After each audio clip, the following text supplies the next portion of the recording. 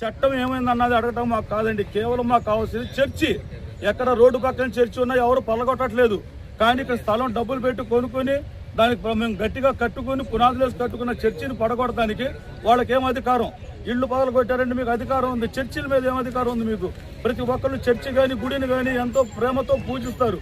ప్రతి ఒక్క నాయకులు కూడా, అధికారులు కూడాను, ఎమ్మెల్యేలు కానీ ఎంపీలు కానీ, ప్రైమ్ మినిస్టర్ అయినా సరే ఒక చర్చి అన్న ఒక గుడి అన్న ప్రేమిస్తారు, గౌరవిస్తారు. ఇక్కడికి వచ్చిన 15 మంది లాయర్లకు కానీ, వచ్చిన 200 మంది పోలీసు వాళ్ళకి కానీ ఇక్కడ ఎటువంటి కూడా వాళ్ళకు మా కనీసం జాలి దయ అనేది లేనే లేదు. పోలీసు వాళ్ళు అవతల అపోజిషన్ వాళ్ళు ఏది చెప్తారో అది మాత్రమే చేస్తున్నారు.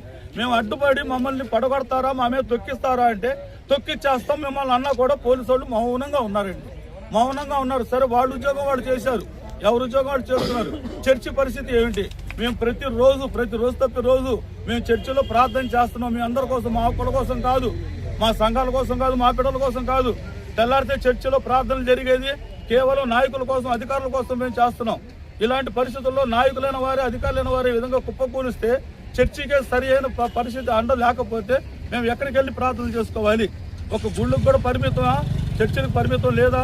చర్చి వాళ్ళకి ఏం చేయగలుగుతున్నారు? మేము ప్రార్థన చేస్తున్న స్థలాలు మమ్మల్ని పడగొట్టి తొక్కిచ్చేస్తా ఉన్నాడు అమీనాలు.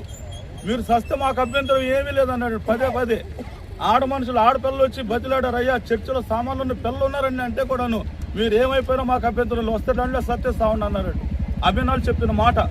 మేము అదే అడుగుతున్నాం ఈ రోజున. మీడియా తరఫున మేము తెలియపడుతుందంటే, మీకు ఇంట్లో భార్య పిల్లలు ఉన్నారు, మీరు కూడా ఒక అధికారంలో ఉన్నారు, చదువుకుని ఉండొచ్చు, కానీ చదువు తగ్గినట్టు న్యాయం చేయండి. డబ్బు కమ్ముడుకు పోయి అన్యాయం వైపు కొమ్మ కాస్తే ఈ ప్రపంచంలో న్యాయం అన్నదే కరువు అయిపోద్ది.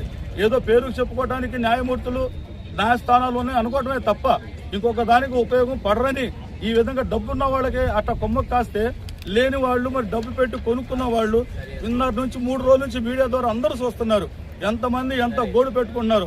అవతల వాళ్ళకి ఏంటంటే మేము కొనుక్కున్నామని అధికారం వాళ్ళకు ఉండొచ్చు, కానీ చర్చిని కూల్చే అధికారం మీకు లేదు. మేము చర్చి తరఫున మిమ్మల్ని అందరినీ మేము కోరుకుంటాం.